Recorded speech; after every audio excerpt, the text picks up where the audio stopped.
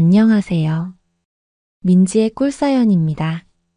즐겁게 감상하시고 구독과 좋아요도 많이 눌러주세요.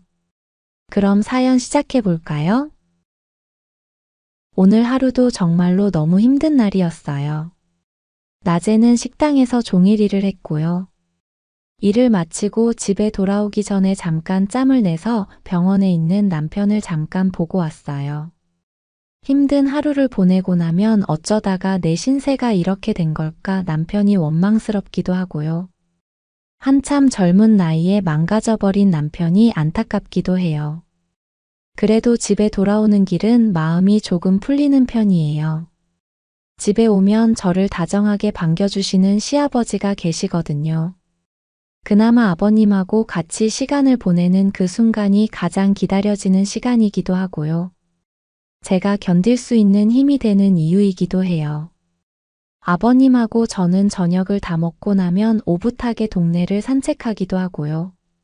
안방으로 가서 은은한 조명을 켜놓고는 둘이서 데이트를 즐기기도 해요.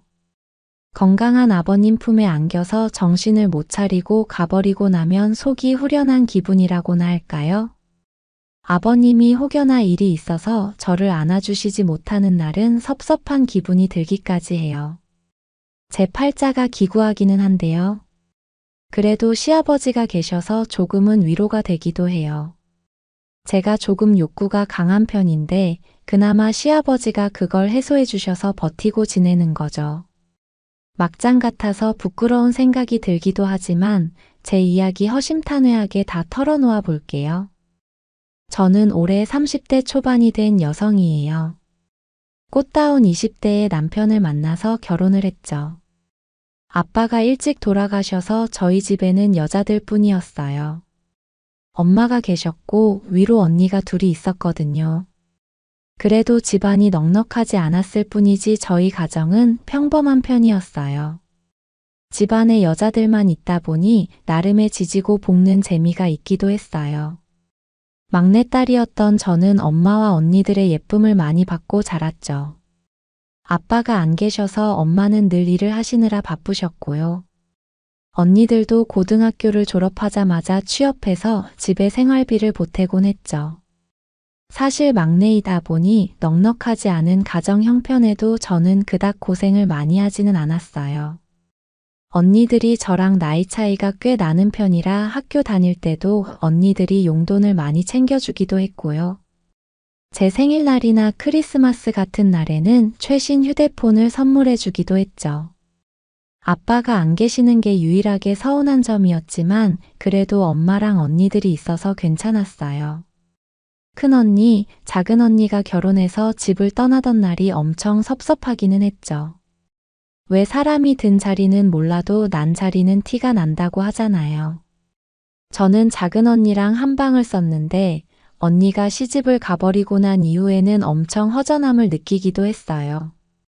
작은언니랑 한 침대를 썼는데 잠들기 전까지 둘이 막 장난을 치기도 했었거든요.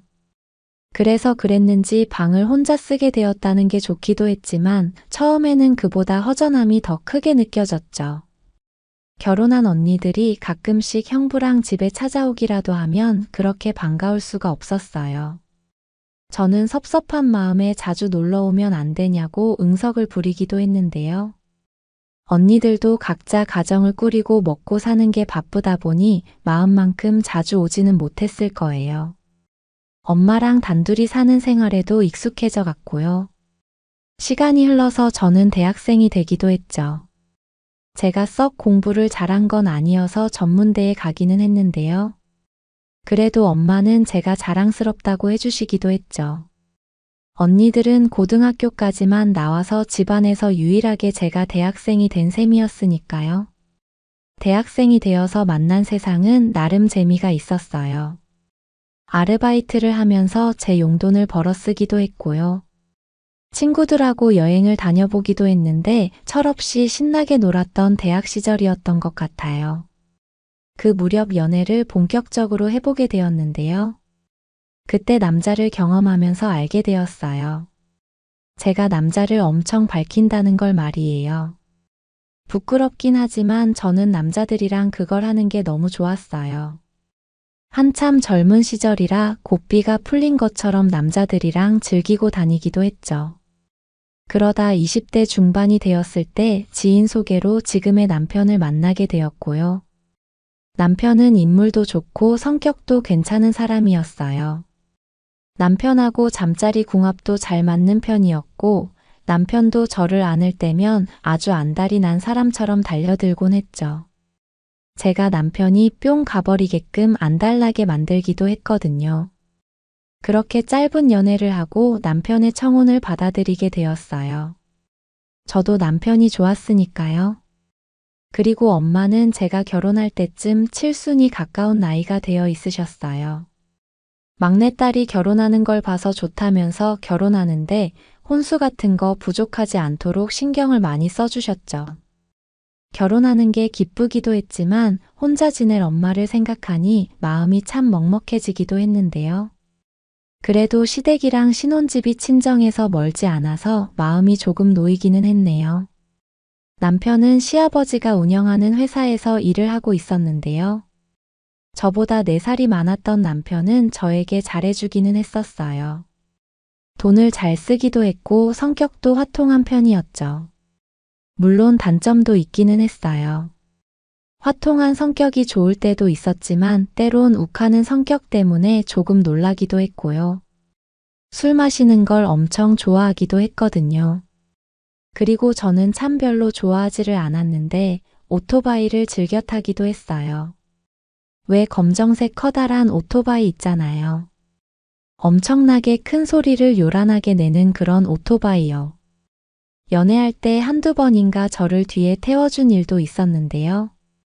저는 무섭기만 하고 하나도 신난다는 생각이 들지 않았거든요. 저랑 결혼하고 나서는 제발 오토바이 타는 취미는 그만해달라고 부탁을 하기도 했었는데요. 남편은 말로만 알겠다고 하고는 저 몰래 동호회 활동까지 하면서 신나게 라이딩을 다니기도 했어요. 그것 때문에 몇 번 싸우기도 했었는데요. 그냥 남편의 취미생활이려니 하고 이해해보려고 애를 쓰기도 했었죠. 아무튼 단점보다는 장점이 많아 보이는 사람이었고 그 무렵 달달한 사랑에 빠져 있어서 우리는 결혼에 골인하게 되었어요. 그런데 이상하게 남편은 연애할 때 자기 집안 이야기를 하는 걸 별로 썩 좋아하진 않더라고요. 왜 진지하게 결혼 이야기가 나오고 하면 가족 이야기도 막 하고 그러잖아요. 저는 엄마 이야기도 하고 언니들 이야기를 많이 늘어놓기도 했는데요. 남편은 가족 이야기만 나오면 괜히 주제를 다른 걸로 돌리곤 했었죠. 외동아들이어서 할 이야기가 없는 건가 싶기는 했는데요. 결혼을 약속하고 시댁에 처음 인사를 드리러 간 날 남편이 집안 이야기를 피했던 이유를 알게 되었죠. 남편은 시아버지의 친아들이 아니었던 거죠. 시어머니는 수년 전에 돌아가셔서 남편은 시아버지랑 둘이 살고 있었는데요. 두 사람이 부자지간인데도 전혀 닮은 것 같지를 않아서 살짝 당황스럽기도 했었어요. 물론 서로 닮지는 않았지만 시아버지 되실 분도 50대밖에 되지 않는 젊은 나이에 훈훈하신 분이시더라고요. 그렇게 인사를 드리던 날 시아버지에게 남편의 지난 이야기들을 들을 수 있었어요. 이유까지 자세히는 알 수 없지만 시부모님은 자녀가 생기지 않았고 남편을 어릴 때 입양했다고 하더라고요. 돌아가신 시어머니가 시아버지보다 연상이었는데 아이를 가지지 못한다는 걸 알고 보육원에서 남편을 입양했다고 하셨죠. 남편은 본인이 입양되었다는 사실을 알고는 사춘기 때는 방황을 많이 했다고도 했는데요. 그래도 시부모님이 지극정성으로 잘 돌봐주신 덕분에 많이 어긋나지는 않았다고 했죠. 그제서야 남편이 가족 이야기를 꺼내는 걸 꺼려하던 이유를 알 것 같았어요. 저는 그 이야기를 들으면서 남편 손을 꼭 잡아주었죠. 보육원 출신이고 입양되었다는 사실이 남편의 콤플렉스였다는 게 안쓰럽다는 생각이 들기도 했으니까요. 남편은 멋쩍은 웃음을 짓고 말았는데요. 저는 시아버지에게 낳은 정보다 키운 정이 더 크고 대단한 거 아니겠냐면서 결혼해서 잘 사는 모습을 보여드리겠다고 애교를 잔뜩 담아 이야기를 건네기도 했어요. 그렇게 그날 저녁도 먹고 차도 마시고 하면서 시아버지랑도 이야기를 많이 나누게 되었는데요. 시아버지는 참 젠틀한 신사 같은 분이셨어요. 말씀도 다정하게 해주시고 인상도 너무 좋으신 편이었죠. 70 중반 정도 되는 키에 여전히 운동도 즐겨 하시는지 풍채도 좋으셨고요. 저는 시아버지가 처음부터 좋게 느껴졌던 것 같아요. 저는 아빠가 일찍 돌아가셔서 아빠에 대한 기억이 없었는데요. 시아버지 같은 사람이 아빠였으면 좋았겠다는 생각이 들기도 했죠. 시아버지도 제가 싹싹해서 예쁘다면서 마음에 든다고 해주셨고요. 그날의 분위기는 너무 좋게 마무리가 되어 갔죠. 그렇게 얼마 후에 남편하고 결혼을 하고 나름 행복한 신혼생활을 이어갔어요. 시아버지가 작은 아파트를 마련해 주신 덕분에 집 문제도 해결이 되었고요. 결혼 초반에는 남편도 가정적으로 저에게 잘해 주었어요. 좋아하는 술도 자제하고 퇴근하면 일찍 들어와서 저랑 시간을 많이 보내주기도 했죠. 그런데 의외로 연애할 때보다 잠자리를 덜 하게 되더라고요. 결혼해서 챙길 것도 많고 하다 보니 그랬던 것 같은데요. 그래도 신혼 초반에는 여전히 뜨거운 편이었어요. 저는 결혼도 했으니 아이를 일찍 갖고 싶은 생각도 있어서 남편을 조금 보채기도 했었는데요. 특별히 피임을 한 것도 아니었지만 쉽게 아이가 들어서지는 않았죠. 그런데 그런 행복한 결혼 생활이 몇 달이나 이어졌을까요? 남편은 언젠가부터 이 핑계 저 핑계 대면서 술을 마시고 늦게 들어오는 날도 많아졌고요. 주말이면 오랜만에 스트레스를 풀어야 한다면서 오토바이를 타고 오겠다고는 혼자 외출하는 날도 많아졌어요. 발가지를 긁는 와이프가 되고 싶지는 않아서 이해해 보려고 애를 쓰기도 했었는데요. 솔직히 서운한 생각이 들었던 적도 많았죠. 그런 주말이면 친정에 가서 엄마랑 시간을 보내고 오기도 했고요. 이따금씩은 시아버지를 찾아가기도 했죠. 깨가 쏟아져야 하는 신혼인데 주말에 왜 시댁에 혼자 온 거냐면서 시아버지는 혹시 싸운 건 아니냐고 제 걱정을 해주시기도 했는데요. 제 기분을 풀어주신다면서 백화점 같은 곳에 데려가서 옷을 사주시기도 했고 어떤 날은 근사한 식당에 데려가서 저녁을 사주시기도 하셨어요. 시아버지가 어찌나 다정하고 좋은지 남편이 시아버지를 절반만큼만 닮았으면 하고 바랐던 적도 있었네요. 그러다가 결혼한 지 2년쯤 되었을 무렵인가요? 주말만 되면 온갖 핑계를 대고 외출하려는 남편이랑 부부싸움도 하고 화해를 하기도 했었는데요. 섭섭하다는 제 마음을 조금은 헤아려 준 건지 남편은 몇 주 정도 주말에 저하고 시간을 보내주기도 했었어요. 그러다가 그날은 정말 오랜만에 오토바이 라이딩을 다녀오면 안 되겠냐고 부탁을 하더라고요. 오랜만이기도 했고 남편이 그렇게 좋아하는 취미이니 말릴 수가 있나요? 다녀오라고 허락을 해주었죠.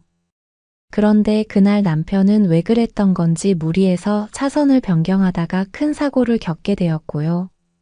사고가 어찌나 심각했던지 살아있는 게 기적이라고 할 정도로 크게 다치게 되었어요.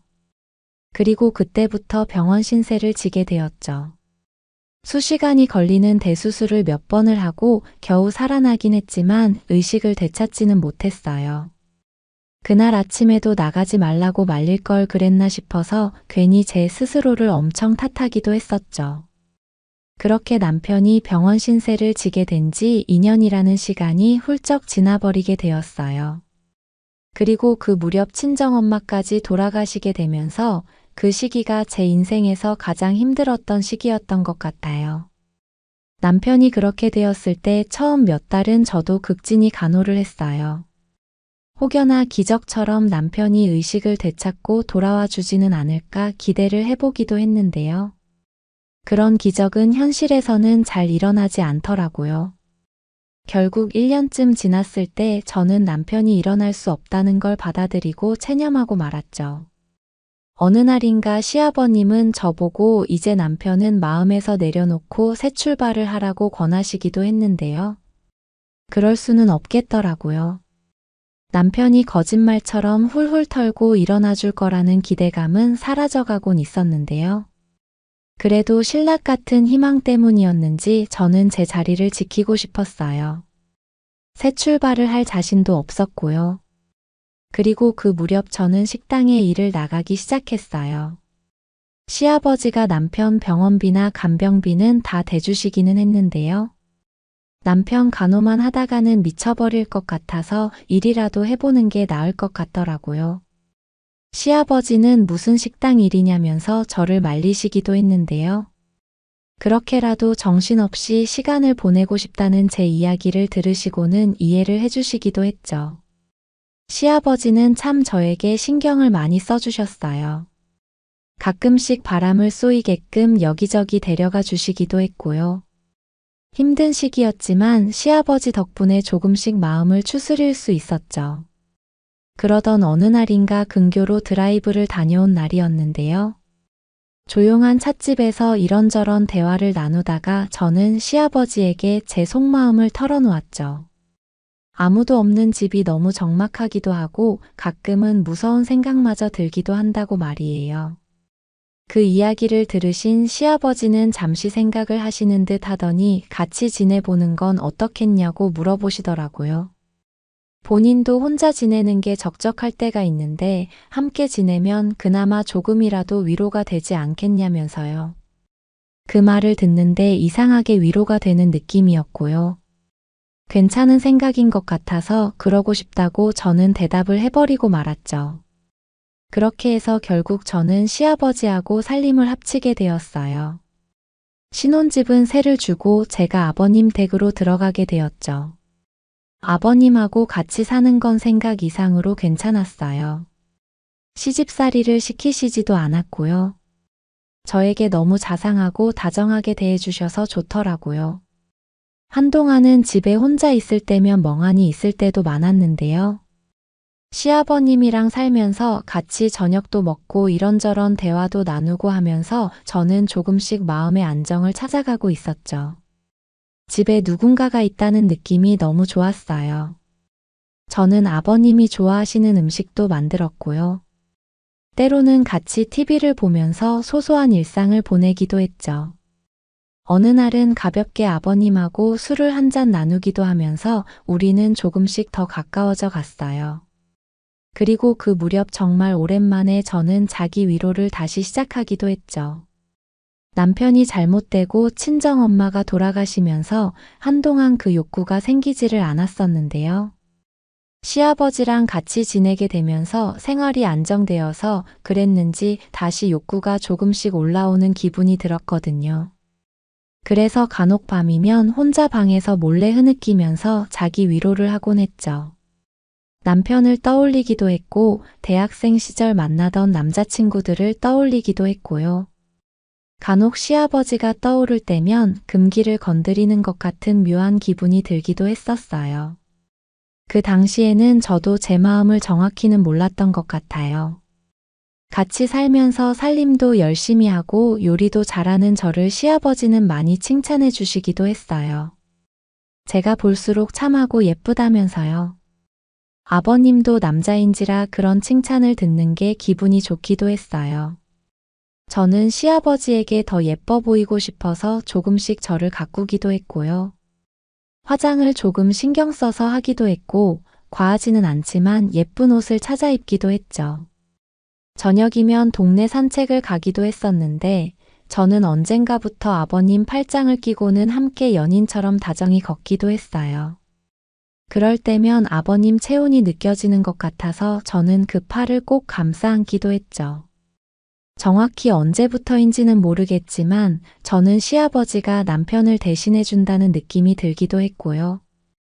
남편이 영영 일어나지 못하면 이렇게 아버님을 남편 삼아 사는 것도 나쁘지 않겠다는 생각이 들었어요. 그만큼 자상한 분이시기도 했고 같이 있으면 제 마음을 편하게 해주셨으니까요. 그런데 시아버지도 저랑 비슷한 생각을 하고 계셨는지는 몰랐어요. 점잖은 분이시기는 했지만 젊은 여자인 제가 함께 살면서 자꾸 달라붙고 애교를 부리고 하니 조금씩 마음이 흔들리시기도 했고 남자의 본능이 깨어나기도 하셨던 것 같아요. 그래서 그랬는지 언젠가부터 저를 바라보는 아버님의 시선이 여자를 대하는 그런 눈빛인 것 같다는 느낌을 받기도 했었는데요. 제 느낌은 틀리지 않았던 것 같아요. 그런데 그런 미묘한 설렘이 제 마음을 더 두근거리게 만들기도 했었죠. 그리고 바로 문제의 그날이었는데요. 아버님하고 저녁을 먹고는 반주 삼아서 술을 몇 잔 마신 날이었는데요. 신세 한탄을 하면서 저는 술을 꽤 마시게 되었고 취기가 조금 올랐던 것 같아요. 그날 치마를 입고 있었는데 제 다리를 그윽하게 바라보는 아버님의 시선을 느낄 수 있었고요. 그 시선에 자꾸 야릇한 기분이 드는 게 못 참을 지경이었어요. 혼자 자기 위로할 때 가끔 시아버지가 떠올랐던 게 내가 아버님을 원하고 있어서 그랬구나 하는 생각마저 들기 시작했죠. 시간이 늦었다면서 이제 자고 내일 보자고 안방으로 들어가시는 아버님을 저는 따라 들어가게 되었고요. 잠이 안 와서 조금 더 이야기를 나누고 싶다고 떼를 쓰는 저를 아버님은 알겠다면서 받아주셨죠. 저는 한껏 응석을 부리면서 아버님에게 800개를 해달라고 했고요. 별다른 이야기도 없이 알겠다면서 시아버지는 저에게 품을 내어주셨어요. 그렇게 아버님 품에 안긴 채 이야기를 조금 더 주고받게 되었는데요. 저는 그 품이 너무 따뜻해서 더 깊게 파고들게 되었고요. 아버님도 저를 꼭 안아주시고는 제 머리칼을 쓰다듬어 주시기도 했어요. 그리고 그 손길은 점점 제 얼굴, 어깨를 지나서 천천히 제 몸 이곳저곳을 향하기 시작했는데요. 저는 그 끈적한 손길의 의도를 대번에 알아챌 수 있었어요. 시아버지도 저랑 같은 마음이었던 거죠. 머리로는 이러면 안 된다는 생각을 하기도 했는데요. 오랜만에 느껴보는 남자의 그 손길에 저는 그만 반응을 해버리고 말았어요. 너무 오랜만에 느껴보는 그 느낌이 너무 간절하기도 했고 아버님의 손길은 능숙하기도 했거든요. 결국 그렇게 저는 아버님을 한껏 받아들이게 되었고요. 아버님도 큰 결심을 하신 듯 저를 본격적으로 탐하기 시작하셨죠. 시작이 되고 나서는 저는 아예 정신줄을 놓아버리고 반응을 해버리고 말았는데요. 부끄러운 줄도 모르고 그날 오래 묵혀두었던 갈증을 다 토해내듯이 분출해버리고 말았죠. 시아버지는 너무나도 적극적인 제 모습에 살짝 놀라신 듯 하기도 했는데요. 이내 그렇게나 참았던 거냐고 제 등을 토닥이면서 다독여 주셨어요. 그러더니 늙은 시애비라도 괜찮으면 가끔 이렇게 달래주겠다면서 제 얼굴을 어루만져 주시기도 했죠. 그 말이 너무 다정하고 고맙게 느껴졌고요.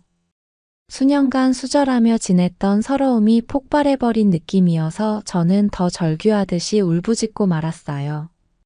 아버님 품에 안긴 채 말이에요. 그렇게 좋은 시간을 보내고 나서 시아버지는 한동안 말없이 저를 꼭 안아주셨어요. 오히려 아무 말도 없으신 게 더 제 마음을 편안하게 해주는 기분이 들었어요. 아버님의 그 품이 너무 포근해서 그날은 그렇게 잠이 들어버리고 말았죠. 체력을 다 써버린 기분이어서 어떻게 잠이 들었는지 기억도 잘 나지를 않았어요. 다음날 아침이 되었을 때 눈을 떴는데요. 아버님은 제 옆에 계시지 않았어요. 주방에서 인기척이 나서 겨우 옷을 주섬주섬 챙겨 입고는 나가봤는데요.